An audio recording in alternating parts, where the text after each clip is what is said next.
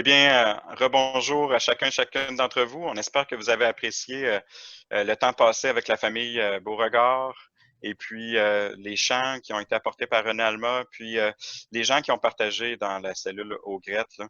Et, euh, et donc, ce matin, on veut continuer à, à se tourner peut-être un peu là, dans le moment qui vient. Là. Vous voyez que je suis maintenant avec François et puis Marc-Olivier, Normand, Pascal André qui est toujours là pour nous aider à faire les enregistrements et Serge qui va prêcher.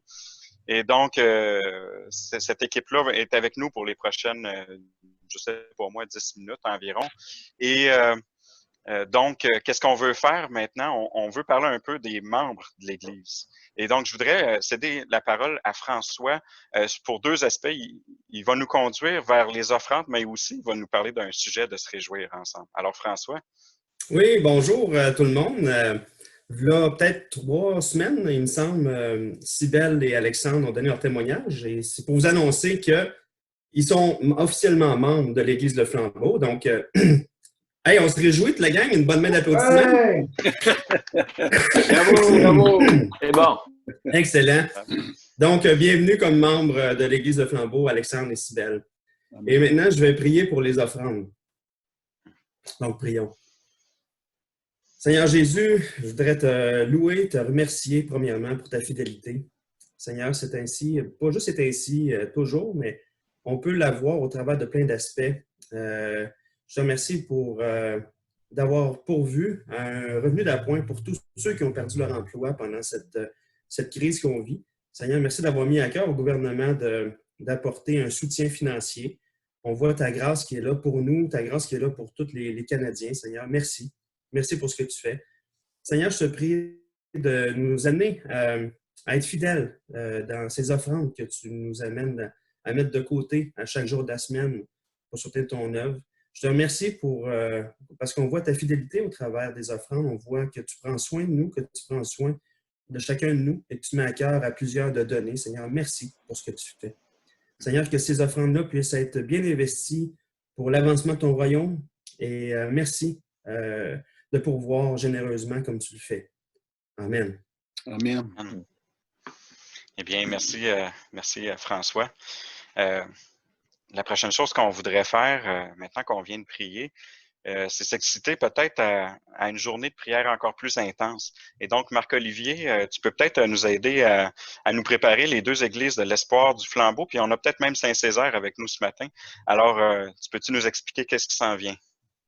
Ben oui, vous savez qu'on a dans le fond un mouvement de prière provincial, même qui dépasse la province, qui s'en va dans le pays au complet, puis dans le monde entier, qui est en train de grandir, que notre frère Richard Roule a eu à cœur. Eh bien, samedi le 2 mai, à partir de 9 h, on va avoir une rencontre, une web diffusion, où tout le monde va pouvoir se joindre pour prier ensemble pour un réveil pour le Québec. Donc, le matin, ça va être des prières en groupe local, des Zooms de nos églises locales qui vont pouvoir prier ensemble. Et sur l'heure du dîner, il y a l'occasion de jeûner puis de faire une marche aussi pour prier pour ce réveil-là, prier pour nos églises, prier pour nos connaissances. Et l'après-midi, il va y avoir un Zoom régional, une rencontre Zoom régionale. Et en fin d'après-midi, on va avoir l'occasion d'avoir notre directeur Louis Bourque de notre association, ainsi que Steve Jones, le directeur de l'association d'églises pan-canadienne, qui va pouvoir nous accompagner dans ce mouvement de prière. Donc, c'est une occasion qu'on a vraiment unique ensemble là, de prier, puis de pouvoir se voir en plus avec l'Internet. Fait que manquez pas ça. Wow. Merci Marc-Olivier. Vous savez, samedi le 2 mai, c'est ce samedi. Alors, on se prépare pour ça. On attend les informations de la lettre de nouvelles et on va voir qu'est-ce qu'on pourra vivre ensemble, chacun à partir de nos maisons. Et donc, pour la suite, j'aimerais appeler le trio de Normand, Serge et Marc-Olivier qui vont nous apporter deux annonces. Un trio qui apporte deux annonces. Alors, Normand en premier. Alors, bonjour à tous. Ça concerne l'école du dimanche. Déjà, vous savez, depuis 3 semaines, René Alma et Naomi organisent des rencontres pour les enfants de 2-3 ans. Et ça se fait live en Zoom. Et ça permet, entre autres, aux enfants de pouvoir connecter entre eux, voir le moniteur, la monitrice. Ça contient des leçons, un chant et des choses qui sont vraiment édifiantes pour les enfants et qui les ramènent à ce qu'ils vivaient déjà lorsqu'ils étaient à l'école du dimanche. Et ça a lieu à partir de 9 heures, à toutes les semaines. Mais la connexion Internet, elle va vous être envoyée au niveau des parents par courriel. Donc, surveillez bien attentivement vos courriels. C'est important de pouvoir vous connecter au bon moment. En même temps, on est en train de regarder pour faire des choses semblables pour les enfants de 4 à 11 ans. Et actuellement, ça va se préparer non pas sur la forme live, mais plutôt de façon enregistrée. Donc, tous les parents, vous allez recevoir un courriel à ce sujet-là. Ça va vous permettre de vous connecter et de voir peut-être sur YouTube Live, si je ne me trompe pas. Vous allez voir des enseignements qui vont s'adapter aux enfants. Ça va avoir la forme pas nécessairement de jeux vidéo, mais d'une histoire, une histoire biblique avec des jeux, des bricolages, et ça va toujours porter sur la personne de Jésus. Alors, c'est important que vous, comme parents, vous puissiez être connectés. Donc, je vous invite à bien suivre attentivement l'arrivée de vos courriels pour avoir toutes les informations pour pouvoir le faire. Alors, ça va être une belle expérience et extrêmement intéressante également pour vous à la maison qui va vous permettre de faire le suivi avec vos enfants à cet effet. Et voilà. Hey, merci vraiment, Normand, de cette bonne nouvelle-là. C'est vraiment une bonne initiative que certaines personnes ont pris parce qu'on veut essayer de rester ensemble le plus connectés possible pendant cette période-là. Et puis, je pense que ça va être une belle occasion là, de pouvoir prendre un temps en famille. Vraiment, c'est très encourageant. Merci à tout le monde qui contribue à ces vidéos-là. C'est très édifiant. Aussi, la semaine prochaine, vous savez que, là, un mois, on a fait le repas du Seigneur ensemble. C'était une première expérience qu'on a vécue. Je ne sais pas comment vous l'avez vécue, mais on voudrait pouvoir la refaire cette semaine. Et c'est notre frère Marc-Olivier qui va partager le repas du Seigneur. Marc, la semaine prochaine, qu'est-ce qu'on peut s'attendre? Ben ouais, moi, en tout cas, j'ai vraiment apprécié, malgré le fait qu'on ne soit pas vraiment ensemble physiquement, j'ai vraiment apprécié de pouvoir partager cette communion-là avec chacun de vous. Et puis, la semaine prochaine, j'aurai l'occasion de l'animer et je vais parler un petit peu du thème là, du témoignage, dans le sens que Jésus, si on peut prendre ce repas ensemble, c'est parce que Jésus est venu témoigner de Dieu, de son Père. Et est venu aussi offrir sa vie. Fait que je vais parler de ça la semaine prochaine. Donc, n'oubliez pas de préparer vos éléments, votre pain, votre fruit de la vigne, comme le mois passé. Puis, on va pouvoir encore une fois continuer de vivre cette communion-là jusqu'au retour de Christ. Amen. Merci les frères. Vous savez, quand on vit cette communion-là ensemble, eh bien, ça veut dire qu'on est prêt à se mettre au service les uns des autres, à se sacrifier les uns pour les autres. Et une des façons qu'on le fait, c'est quand on travaille toute l'équipe ensemble pour préparer ces vidéos-là de semaine en semaine, on s'ajuste et on reçoit vos commentaires. Et vous savez, si on reçoit vos commentaires le dimanche par courriel, vous pouvez envoyer ça à un ancien, par texto ou par téléphone, eh bien, quand on reçoit vos commentaires, on intègre ça dans notre réunion du lundi matin pour planifier qu'est-ce qu'on va faire durant la semaine. Alors, François, est-ce qu'on en reçoit? Est-ce que c'est utile de ton bord? Oui, excusez. Oui, on en reçoit quelques-unes et puis on s'efforce constamment de s'ajuster pour mieux servir l'Église par rapport à toutes les informations qu'on reçoit ou les suggestions qu'on reçoit aussi. Donc, on en reçoit quelques-unes, fait que c'est vraiment intéressant. Et le lundi, comme Daniel a dit, on se rencontre, on prépare, on fait des modifications. Et ça donne ce qu'on voit le dimanche matin. Merci. Donc, ce qu'on vit aujourd'hui, si vous pensez à nous le communiquer aujourd'hui, on va vraiment l'apprécier demain. C'est vraiment agréable d'être en communion avec vous par ce moyen-là, d'être au service les uns des autres. Et parlant d'être au service les uns des autres, on a un frère qui s'est mis à part avec sa femme, Mona, Donc, Serge va apporter la parole très bientôt. Et Mona, vous avez peut-être regardé son témoignage pour vous préparer. Un témoignage édifiant, touchant et un témoignage tellement hors du commun. Hein. C'est Mona comme on la connaît. Et d'habitude, c'est Serge qui nous parle de leur témoignage de couple. Et là, c'était le fun de l'entendre de l'autre côté de la médaille, celui de Mona. Et c'est cohérent, ça correspond, on reconnaît ce couple bien-aimé. Donc, je vous laisse maintenant dans un autre environnement. Là, Serge va vous apporter la parole. On se prépare à enregistrer ça. Donc, voilà. Donc, je remercie François, Marc-Olivier, Normand, Pascal-André. Et puis, pour ceux qui poursuivent dans la prédication, on prie que vous puissiez vraiment là, être capable de bien écouter puis profiter de la parole. Salut tout le Merci monde. beaucoup. Merci tout le Merci. monde d'être là. C'est beau. Ben. Bonjour à chacun de vous ce matin. Rassurez-vous, hein, que je ne suis pas sur la plage de Cuba, non, pas encore, mais bien chez moi dans la salle de jeu de mes petits-enfants. C'est une des raisons pourquoi ils aiment tellement voir grand-père et grand-mère, vous comprenez? On est comme des géos pour eux, des gentils organisateurs. On s'occupe de tout lorsqu'ils viennent. Et ça, c'est leur salle de jeu. Eh bien, merci de nous inviter encore une fois dans votre maison, salon, cuisine. Et j'espère que vous avez passé un bon moment jusqu'ici avec les chants, les vidéos, avec les témoignages. Peut-être que vous avez déjà écouté le témoignage de Mona. On va pouvoir y revenir certainement pendant le message. Ou si vous avez des commentaires, n'hésitez pas à nous écrire. Je sais qu'on l'a déjà mentionné tantôt, mais quand même, vous pouvez nous les partager. On aime les recevoir parce qu'on veut travailler de mieux en mieux et toujours s'améliorer. Juste avant de commencer ce message, j'aurais peut-être un avertissement à faire. Ce message que vous allez entendre, surtout pour ceux qui ne connaissent pas trop les Écritures, ça pourrait peut-être vous choquer, vous déranger, voire même vous offusquer, surtout pour ceux qui n'ont pas de conception biblique de la mort comme telle. Mais ma préoccupation, rassurez-vous ce matin, c'est de vous partager toute la vérité. Même si des fois, elle peut être crue, vous savez.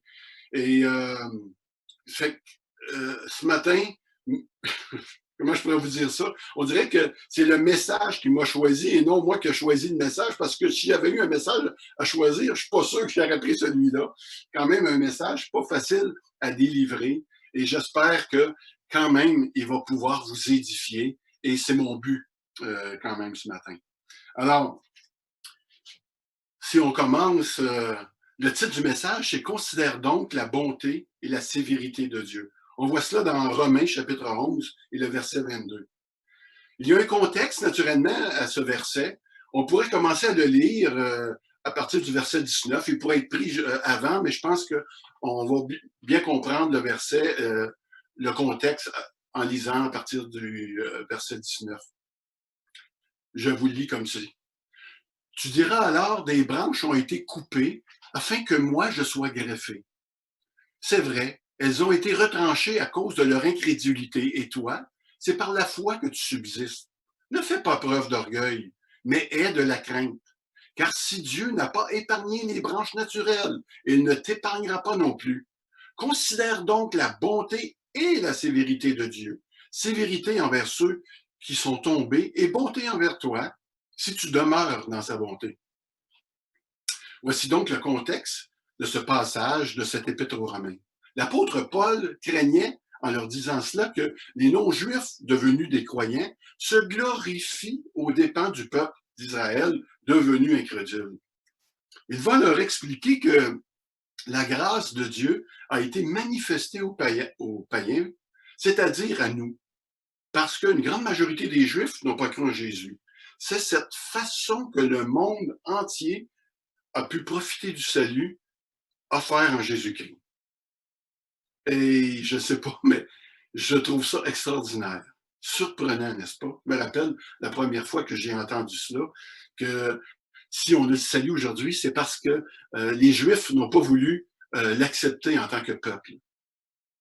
C'est dans ce sens que Paul nous dit de considérer la sévérité de Dieu, parce qu'il a retranché de l'olivier des Juifs qui n'ont pas cru en lui. Et d'autre part, il nous dit de considérer la bonté de Dieu, parce que à cause de cela, nous les païens qui croyons à l'œuvre de Jésus, nous sommes greffés à cet olivier. Et c'est en considérant ces deux aspects du caractère de Dieu que je souhaite t'amener à réfléchir avec moi ce matin. Regarde bien cette image. Je trouve qu'elle exprime bien la bonté et la sévérité. Si tu ne sais pas comment bien cueillir cette rose qui exprime la bonté, tu risques fort d'en souffrir, comme tu peux voir.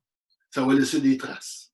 Avec Dieu, c'est un peu pareil. Si tu n'acceptes pas son offre de bonté envers toi, tu risques fort d'en payer le prix, ou même, je pourrais dire, d'en payer le prix fort. Prions. Seigneur Dieu, merci encore une fois ce matin de ce rendez-vous que tu nous donnes dans l'Église locale, de pouvoir partager ta parole.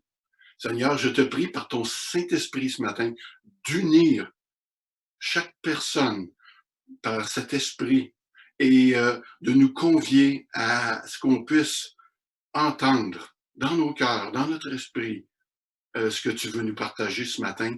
Et je sais à quel point ce message peut être difficile des fois à entendre. Mais Seigneur, tu sais qu'il s'agit de ta parole et merci encore de prendre soin de chacun de nous au travers de cela et de venir nous rencontrer d'une manière personnelle. Je le demande en Jésus-Christ. Amen. Amen. Alors, pourquoi tout le monde n'ira pas au ciel? La dernière fois, vous vous rappelez peut-être, pour ceux qui ont suivi, je vous ai parlé de la vie après la mort. Je vous ai parlé de l'espérance que les croyants ont de vivre pour l'éternité dans la présence de Dieu, dans des corps glorifiés. Mais je n'ai pas négligé non plus de vous dire que d'autres vivront dans un nouveau corps, mais pour la damnation éternelle. C'est une vérité qui peut être plus difficile à entendre, mais je pense que de ne pas la mentionner serait de ne pas vous aimer, simplement. Pourquoi tout le monde ne pourra pas aller au ciel? C'est ce que je voudrais peut-être répondre un peu avec vous ce matin, n'est-ce pas? Il n'y a pas beaucoup de dimanches, vous savez, où ce qu'on ne parle pas dans les prédications des bontés de Dieu, de sa bienveillance, de son amour, de son pardon, de son pouvoir de guérison. Ce sont des vérités que nous méditons régulièrement et que nous croyons de manière presque naturelle. Mais Paul ne s'est pas arrêté ici, à la bonté de Dieu tout de même. Il nous ordonne, c'est un verbe à l'impératif, de considérer aussi sa sévérité. Bon, dans le contexte qu'on a expliqué, il parle de sévérité de Dieu par rapport à la nation juive, comparativement à la bonté de Dieu par rapport à nous les non-juifs. Mais si vous me le permettez, j'aimerais ça un peu élargir le contexte de ce texte en regardant l'impact plus général de cette dimension du caractère de Dieu, soit sa sévérité. La sévérité fait partie du caractère de Dieu. La sévérité de Dieu, c'est un aspect qu'on mentionne occasionnellement, mais de là à accorder tout un message sur ce trait de caractère, vous pourriez me dire, ouais, mes sœurs, il y aurait peut-être quelque chose de plus édifiant le dimanche matin à enseigner. Mais je crois que c'est vraiment quelque chose qui peut être encourageant. Et je le sais, changez pas de poste tout de suite. Restez avec moi encore quelques instants, puis vous allez pouvoir vraiment comprendre où tout cela va nous emmener. On dirait que méditer la sévérité, on dirait que ça ne fait pas partie vraiment de Dieu. Nous aimons considérer un bon Dieu, pas trop sévère, un Dieu compréhensif, qui comprend que nous sommes des créatures pécheresses et qu'au fond, il voit bien que nous sommes des bonnes personnes qui agissent mal, certes, de temps en temps, mais c'est pas vraiment notre faute. C'est tout simplement humain. C'est comme ça depuis le commencement du monde. D'ailleurs, on pourrait le voir ici avec Adam et Ève. Après la chute, disait que le péché n'était pas de leur faute. Bon, Adam dit, c'est la faute de la femme que tu as mis à mes côtés. Et la femme, Ève, dit, ben, c'est Satan qui m'a séduite. Mais on sait bien dans cette histoire que Dieu n'a pas passé l'éponge. Adam et Ève ont été attirés, ont plutôt attiré la mort sur eux, et non seulement sur eux, mais sur toute l'humanité. Suite à cela, l'homme pourrait travailler à la soie. Et ce qui est arrivé, c'est que Dieu a dit à l'homme qu'il allait devoir travailler à la soie de son front pour subsister. Il a dit à la femme, tu vas accoucher dans la douleur, et puis tes désirs vont être portés vers l'homme. Il semblerait que cela, c'était une conséquence. Satan, lui, a été maudit. Il va devoir manger la poussière tous les jours de sa vie et il va voir sa tête a été écrasée par la postérité de la femme. Et on le sait, avec la postérité de la femme, ça sera Jésus. Enfin, tous ont reçu une punition. C'est ce que je voulais surtout apporter ici. À première vue, on pourrait dire que la punition, surtout celle de la mort, c'est un peu exagéré compte tenu de la désobéissance d'avoir mangé un fruit défendu au maï-maï. Il semble que pour nous, un avertissement aurait suffi. Une petite claque sur les doigts, tiens, puis là, tu recommence plus. Mais les conséquences semblent vraiment dramatiques et exagérées pour une si petite offense, n'est-ce pas?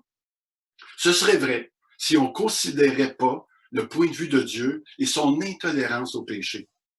Une certaine théologie à la mode voudrait peut-être nous présenter un Jésus ou celui qu'on appelle le petit Jésus. Une sorte de Gandhi, jamais en colère contre personne, et qui distribue des versets porte-bonheur. Laissez-moi vous dire que Jésus n'est pas petit. C'est un Dieu plein de bonté, mais sévère aussi. La bonté et la sévérité de Dieu. Je crois que pour qu'on puisse considérer la vraie bonté de Dieu et son œuvre à la croix, il faut pouvoir considérer à sa juste valeur aussi cette part de sévérité. Et c'est pour ça que ce message vous est adressé ce matin. On va aller voir ensemble dans Matthieu, le chapitre 3, les versets 11 et 12. Ils sont devant vous présentement. Moi, je vous baptise dans l'eau pour montrer que vous changez votre vie. Mais celui qui vient après moi est plus puissant que moi. Je ne suis pas digne de lui enlever ses sandales. Lui, il vous baptisera avec le feu de l'Esprit Saint. Dans la cour, il tient son vanne dans les mains pour séparer le grain de la paille. Il va ranger son grain dans le grenier, mais la paille, il va la brûler dans le feu qui ne s'éteint pas. Ce passage nous parle autant de la bonté que de la sévérité de Dieu. Le baptême était un signe extérieur d'engagement. Lorsqu'une personne demandait d'être baptisée, on comprenait que la personne avait demandé à Dieu d'être pardonnée de ses péchés et qu'elle avait décidé de vivre selon la volonté de Dieu, grâce à la présence du Saint-Esprit qui était venu l'habiter. C'est ce qui s'est produit à la Pentecôte, le jour où Jésus a envoyé le Saint-Esprit sous forme de langue de feu.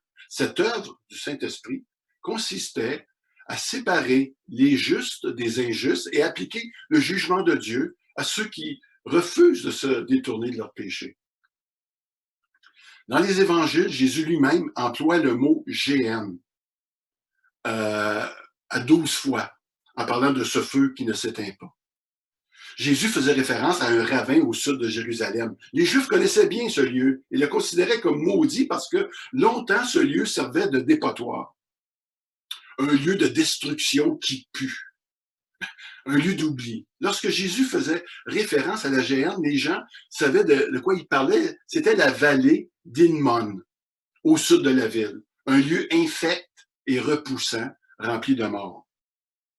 Et voici que Dieu va déclarer que tous les êtres vivants méritent de se retrouver dans ce lieu. Est-ce que vous avez bien compris ce que je viens de dire? Il nous dit ici que le salaire du péché, c'est la mort. On l'a vu après Adam et Ève. La mort est rentrée dans ce monde. Et parce que tous ont péché et sont privés de la gloire de Dieu. Le Seigneur, il dit que tous les êtres humains maintenant sont privés à cause de leur péché de la gloire de Dieu. Mais la plupart des gens ne considèrent pas les choses naturellement de ce point de vue. Hein. Nous considérons que nous sommes des gens affables et tellement formidables. Vous savez, j'ai travaillé en prison pendant plusieurs années et la plupart des détenus que j'ai rencontrés ne considèrent pas mériter l'enfer. Même ceux qui ont déjà causé la mort. Alors, on peut dire que la plupart des gens croient qu'ils méritent mieux que l'enfer.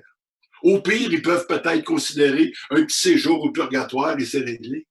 Malheureusement, la Bible ne parle pas de purgatoire. Ce lieu n'existe tout simplement pas. Il n'y a pas de lieu de rémission après la mort. Tu seras soit dans la présence de Dieu, dans la félicité éternelle, ou tu vas te retrouver dans un lieu où Dieu n'est pas présent, soit dans des tourments éternels. J'ai l'impression qu'en disant ça ce matin, j'attire ton attention. J'espère que si c'est le cas, je veux te dire tout de suite une bonne nouvelle qui est attachée à ça. Parce que il y a quand même une bonne nouvelle. Et puis, avant que tu t'en ailles, parce que là, tu es découragé d'entendre ce que tu entends, voici la bonne nouvelle. C'est que le Seigneur a trouvé un moyen de donner la vie éternelle. Et ce moyen-là, c'est pas par tes œuvres. C'est pas par le fait que tu es une bonne personne, que tu n'as fait beaucoup ou pas assez, mais c'est par la grâce. Et le mot grâce veut dire recevoir quelque chose que tu mérites pas. Lors du passage de la reine au Québec dans les années 80, alors que je travaillais en prison, elle en a profité pour gracier certains détenus. Et un d'entre eux était sur mon caseload, si vous permettez l'anglicisme. Et je me rappelle qu'elle a gracié ce meurtrier. Il lui a permis de sortir de prison alors qu'il n'avait pas encore terminé sa peine, naturellement. Et lui, il ne croyait même pas que c'était possible. Il pensait qu'on lui jouait un tour, que c'était un coup monté. Finalement, il a accepté de sortir. Bon, malgré, il a bien vu que c'était vrai, cette histoire-là. Même s'il ne méritait pas de sortir. Eh bien, je pourrais dire c'est la même chose avec nous. Tous ceux qui iront au ciel sont des personnes qui sont condamnées, qui ne méritent pas, mais qui acceptent le cadeau de Dieu. Imaginez-vous si ce gars-là serait resté en prison parce qu'il aurait dit non, moi, il n'est pas question que je sorte, j'ai fait meurtre, là, puis punissez-moi jusqu'au bout. Toi, est-ce que tu as accepté le cadeau de Dieu? Penses-tu que c'est un coup monté et que tu pourrais t'en sortir sans cette grâce? Parce que c'est par la grâce seule que tu peux être sauvé. Tu sais, l'enfer n'est pas sur terre comme on a l'habitude de dire. Ah, la vie, c'est une vraie enfer. Non, parce que sur terre, nous vivons encore des bons moments, des joies, certes des peines, mais nous pouvons encore avoir du plaisir. Ce qui n'est pas le cas en enfer, alors qu'il y a une absence totale de la bonté de Dieu. L'enfer, comme Jésus le dit lui-même, c'est un lieu de grincement de dents. Je ne sais pas quelle image vous avez dans votre tête lorsqu'on parle de ça. C'est dans Matthieu 8,12 qu'il raconte ces choses. Il dit c'est un endroit où les vers, les asticots ne meurent pas. La description la plus difficile à supporter, on la voit dans Apocalypse, chapitre 14, verset 11. Il dit ceci, la fumée de leur tourment monte au siècle des siècles. Je pense que c'est impossible d'être plus violent que cela. La sévérité de Dieu, d'accord, mais il ne faudrait pas exagérer. Peut-être êtes-vous d'accord avec cette sévérité, mais cette histoire de GN, Serge, tu te dis, il ne faudrait pas quand même pousser trop fort. Comme représenté sur cette photo, il a le pouvoir de nous faire du mal, Dieu, mais il ne le ferait pas, comme la maman ici avec son petit. Parce qu'on est ses enfants. Là-dessus, j'ai envie de vous dire, c'est vrai, mais quand je regarde ce qui est arrivé au Fils de Dieu à la croix, ça me met peut-être une petite bémol là-dessus. De manière générale, les gens ne croient pas vraiment à l'enfer. Ils pensent comme un Dieu d'amour, et comment un Dieu d'amour, un Dieu si juste, peut-il envoyer des gens dans un lieu aussi sinistre? La punition semble être disproportionnée face à un simple mensonge, un vol de paquets de bonbons ou avoir mangé le fruit défendu. La plupart des gens vont dire que ce n'est pas juste. Si on suit ce raisonnement-là jusqu'au bout, on finit par inverser les choses. Dieu devient le méchant et puis nous, on est les bons dans l'histoire. Nier la réalité de l'enfer ou contester son existence parce que Dieu serait amour, se taire une vérité primordiale, soit celle de sa sévérité. Je sais, je cogne sur le clou ce matin, mais croyez-moi, c'est nécessaire pour qu'on puisse vraiment apprécier c'est quoi la bonté de Dieu. Venez avec moi dans Matthieu, chapitre 18, les versets 8 et 9. Il dit, si ta main ou ton pied te pousse à mal agir, coupe-les et jette-les loin de toi. Mieux vaut pour toi entrer dans la vie boiteux ou manchot que d'avoir 2 pieds ou 2 mains et d'être jeté dans le feu éternel. Si ton œil te pousse à mal agir, arrache-le, jette-le loin de toi. Mieux vaut pour toi entrer dans la vie avec un seul œil que d'avoir 2 yeux et d'être jeté dans l'enfer de feu. Laissez-moi vous traduire ceci en langage québécois. Vaut mieux que tu prennes jamais tes enfants dans tes bras, que tu ne puisses jamais caresser le corps de ton épouse. Vaut mieux que tu ne puisses même pas manger toute seule, que tu puisses même pas te brosser les dents, faire ta toilette toute seule. Vaut mieux que tu ne puisses jamais même te déplacer sans avoir une assistance avec toi. Même vaut mieux que tu vois jamais le soleil et toutes les bontés de la nature, toutes les beautés de la nature, pardon. Et même que tu sois atteint d'une tumeur cancéreuse au cerveau. Et là, j'en rajoute. Tout cela, là, c'est beaucoup mieux que de te retrouver en enfer. C'est ce que le texte nous dit. Et toutes les fois que j'entends dans un salon funéraire, au moins, il n'a pas trop souffert avant de partir. Ou encore, ses souffrances sont terminées. Laisse-moi te dire ce matin que la seule façon que tes souffrances soient terminées, c'est que, ou que les souffrances de quiconque soient terminées, c'est que cette personne appartienne à Dieu et qu'elle ait fait un choix pour lui. Donc, la mort n'est pas la fin de la vie ni des souffrances. La sévérité va au-delà de la mort. Jésus donne un conseil d'ami. Hey, si Jésus te donne un conseil d'ami, tu veux porter une attention à ce conseil-là, n'est-ce pas? Dans Luc 12, versets 4 et 5. Je vous le dis à vous qui êtes mes amis. Oups, on écoute. Ne redoute pas ceux qui tuent le corps et qui, après cela, ne peuvent rien faire de plus. Je vais vous montrer qui vous devez redouter. Redoutez celui qui, après avoir tué, a le pouvoir de jeter en enfer. Oui, je vous le dis, c'est lui que vous devez redouter. Il y a un prix à être appelé l'ami du Seigneur, c'est vrai. On peut être persécuté, ridiculisé. Mais le pire que peuvent nous faire les hommes, ce serait de nous tuer. Et dans certains pays, ça arrive malheureusement à cause de la foi qu'ils ont en Jésus-Christ. Certains chrétiens sont tués, même encore aujourd'hui en 2020. Mais le Seigneur nous rappelle simplement de craindre plus Dieu plutôt que les hommes. Parce que Dieu a le pouvoir de jeter dans le géant. Je comprends donc ce verset, c'est pourquoi la Bible nous dit que la crainte de l'Éternel est le commencement de la sagesse. On voit ça entre autres dans le psaume 111, 10. Un autre verset que j'aimerais qu'on puisse regarder ensemble dans le livre de Matthieu, dans cet évangile, au chapitre 25, à partir du verset 41. Vous le voyez à l'écran. Ensuite, il dira à ceux qui seront à sa gauche, éloignez-vous de moi, maudits, allez dans le feu éternel qui a été préparé pour le diable et pour ses anges.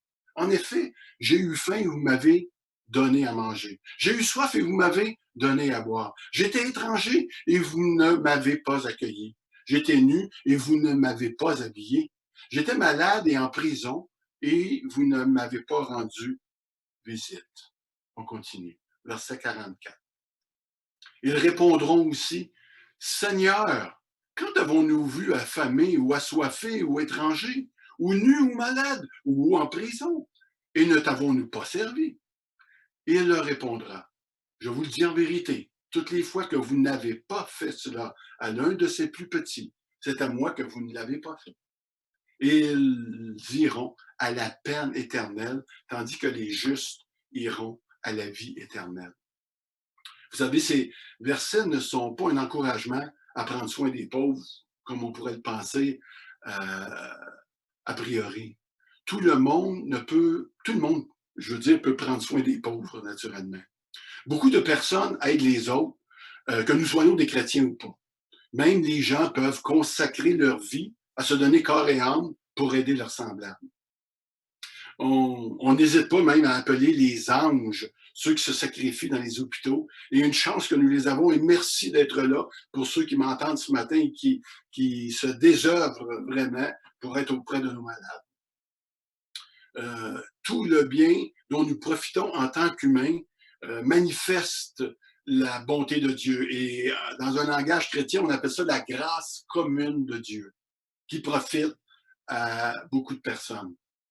Mais ce n'est pas le fait de se sacrifier pour les autres qui va te conduire au ciel, puisque nous avons vu que ce n'est pas par les œuvres qu'on peut obtenir le droit à la vie éternelle. Les justes, ceux que le Seigneur appelle les justes et qui sont sauvés, ce sont des personnes ordinaires, des croyants, des personnes qui ont commis des péchés, qui sont capables d'aider les autres aussi, mais pour des motifs que je pourrais dire différents. Ils répondent à l'appel que le Seigneur leur a confié. Et ainsi, ils manifestent la gloire de Dieu. Ce sont juste des personnes qui veulent obéir obéir au Seigneur parce qu'eux-mêmes ont reçu une grâce incroyable. Et ils répondent à ce qu'il y a sur leur cœur par obéissance simplement. La preuve de la sévérité de Dieu. Vous savez, l'histoire la plus connue qui nous donne une idée du châtiment éternel est cette histoire de Jésus que Jésus raconte dans l'Évangile de Luc au chapitre 16, de 19 à 26. Je ne prendrai pas le temps de toute la lire ce matin parce que je sais que c'est difficile de garder votre attention et tout cela, mais je vais vous la résumer quand même. En partant, ce n'est pas une parabole parce qu'il y a des personnes qui sont identifiées dans cette histoire-là. Et lorsqu'il y a des personnes identifiées, on ne considère pas cela comme une parabole, mais comme une histoire vraie. Et c'est le Seigneur qui la raconte. Dans cette parabole, il est question d'Abraham, de Lazare et d'un homme riche. Et cette histoire nous raconte que de l'autre côté, il y a un grand abîme qui nous sépare de la présence de Dieu et de son ciel, il faut dire. Et il y a aussi cet endroit après la mort qui existe réellement et où Dieu est absent. Pour moi, il s'agit de la meilleure description qu'on peut faire de l'enfer. J'ai toujours dit ça, l'enfer, c'est un lieu où Dieu est absent. Le riche est conscient qu'il mérite son châtiment parce qu'il se retrouve en enfer, comme on peut voir peut-être sur la photo ici. Et parce qu'il a démontré par ses œuvres qu'il ne connaissait pas Dieu. Et alors qu'il se trouve maintenant dans les souffrances éternelles, il demande à ce Lazare, ce pauvre, que lui-même a négligé d'aider durant sa vie, et qui est présentement de l'autre côté de l'abîme dans la présence de Dieu. Il dit, est-ce que Lazare pourrait venir me donner un peu d'eau pour me rafraîchir au milieu des flammes? Malheureusement, on va lui dire que c'est impossible. Il ne peut y avoir aucun contact possible entre ces deux endroits. Très bien, qui dit le riche, mais il demande, est-ce que ce serait possible que Lazare puisse aller avertir mes 5 frères? Moi, je viens de réaliser dans quel enfer je me suis mis, et c'est le cas de le dire. Mais pour pas qu'il se retrouve, il ne voulait pas que ses frères se retrouvent avec lui dans cette situation éternelle. La réponse à cette requête, c'est que cela est inutile parce qu'ils ont les écrits de Moïse. Comprenez-vous ce qu'on est en train de dire? Ils ont la parole de Dieu. Et si la parole de Dieu ne les convainc pas, même un ressuscité des morts ne pourra jamais les convaincre. C'est ce que le Seigneur dit ici. Si tu crois ce matin à cette histoire, puis à tout ce qu'on a mentionné jusqu'à présent au sujet de l'enfer, et si tu es un croyant, si cette histoire ou ces histoires te prennent au cœur, c'est que ça soulève en toi vraiment un zèle, n'est-ce pas, pour annoncer l'Évangile, parce qu'on veut qu'aucun des gens que nous aimons, que nous connaissons, périssent et qu'ils se perdent. Et si tu n'es pas un véritable croyant, je suis conscient que cela peut susciter en toi une certaine crainte ce matin et j'espère en même temps que cela ne te poussera pas, j'espère plutôt, pardon, que cela va te pousser dans les bras de Jésus. Parce qu'il est le seul qui peut t'éviter ce lieu de tourment. Un peu comme le témoignage de Mona que tu as entendu, qui a compris un moment dans sa vie que l'enfer existait et qu'elle voulait l'éviter. Sauf que la peur de l'enfer ne crée pas des adorateurs. Et ça, on revoit ça. Tu pourras réécouter le témoignage de Mona si tu veux. Il dit, cependant, la crainte ou la sévérité ne forment pas des adorateurs. Et le ciel est un lieu d'adorateurs. Si tu as écouté justement ce témoignage de Mona, elle raconte comment elle a fait une première démarche de foi pour éviter l'enfer, mais sans pour autant avoir un cœur transformé. Oui, nous devons absolument comprendre ce qu'est l'enfer et y croire. Mais cela ne suffit pas à faire de nous des adorateurs. Ce que je veux dire, c'est que nous n'enverrons jamais quelqu'un au ciel en lui faisant peur. Et ce n'est pas mon but non plus de te faire peur ce matin. Quoique, je pense que cela peut causer une certaine crainte puis un certain pensez-y-bien, mais le ciel, c'est pas un endroit pour ceux qui ont peur d'aller en enfer. C'est un endroit avant tout pour ceux qui aiment Dieu. On peut bien faire peur aux gens pour les obliger à faire une démarche de foi, mais nous ne pouvons pas les effrayer pour qu'ils aiment Dieu. Comprenez-vous?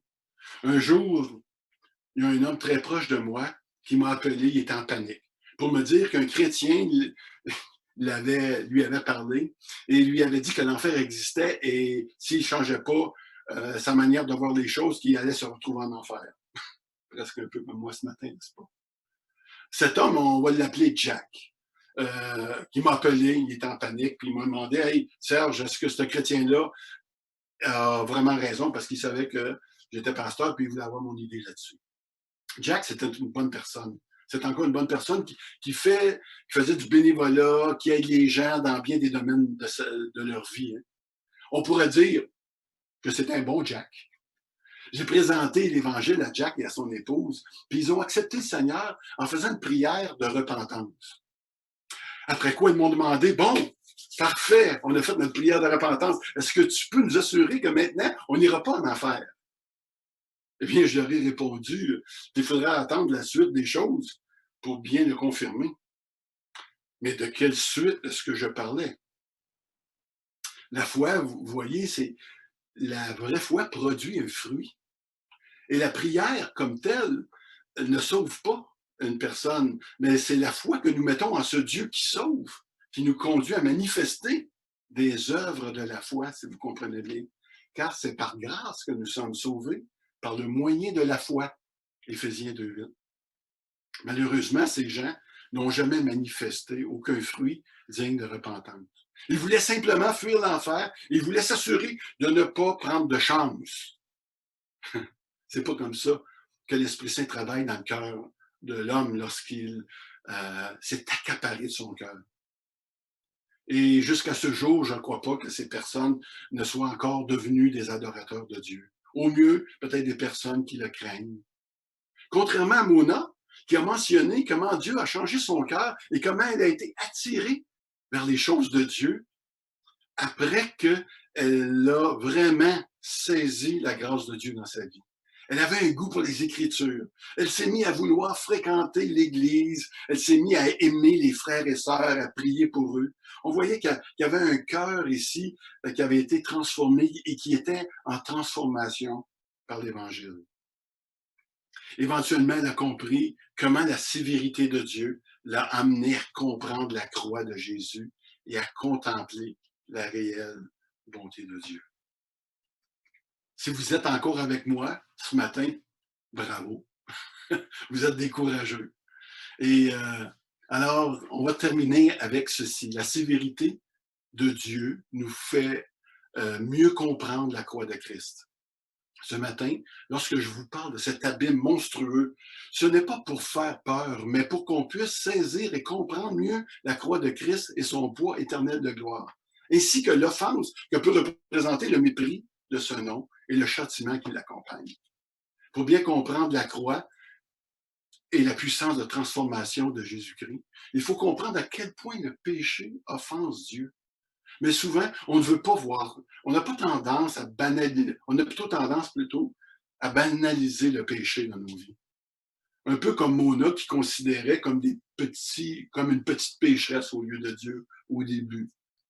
Avant le COVID-19, de quoi étais-tu adorateur? Peut-être que c'est un artiste, un chanteur que tu aimais beaucoup et tu l'aimes probablement encore.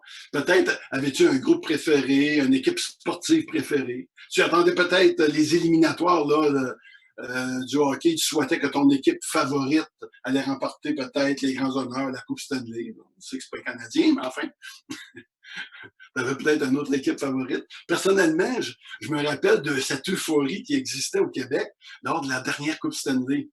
On parle de 1993. Il y en a qui l'ont peut-être pas encore connu. Mais c'était le délire, une vraie folie. On manifestait la joie, le bonheur. Je me rappelle, on l'a même manifesté en cassant tout dans les rues de Montréal. Mais on aime à ce moment-là relire les articles, hein, puis revoir plusieurs fois les buts de nos préférés, puis les scènes qui ont conduit à ce championnat. Voyez-vous, c'est Dieu qui est, en fait, qui fait de nous de ces êtres passionnés, émotionnels, pleins d'affection. Mais boy, c'est à lui que tout ça devait être destiné, ce que nous sommes. Pas au hockey, pas à la nature, pas à des chanteurs. Je me demande des fois où se trouve cette émotion que nous avons pour toutes sortes de choses. Où est cette euphorie lorsqu'on pense à la résurrection, par exemple? Je pense que le Seigneur permet, par cette pandémie, de nous retirer tout ce dont on a pu mettre en priorité à la place de Dieu. Nos activités sportives, bon, bien là, notre body, notre corps, les entraînements, les spectacles, les voyages, nos idoles. Même les réunions d'église nous ont été retirées d'une certaine façon, peut-être pour qu'on puisse réaliser à quel point elles nous manquent et qu'elles sont précieuses aussi. Oui, la Bible déclare que nous sommes privés de la gloire de Dieu. Et à cause de notre état de pécheur, ben, nous sommes trop souvent plus prédisposés à adorer ces choses et les gens plutôt que Dieu. C'est pourquoi Dieu répond à cette idolâtrie-là par la colère, la condamnation éternelle.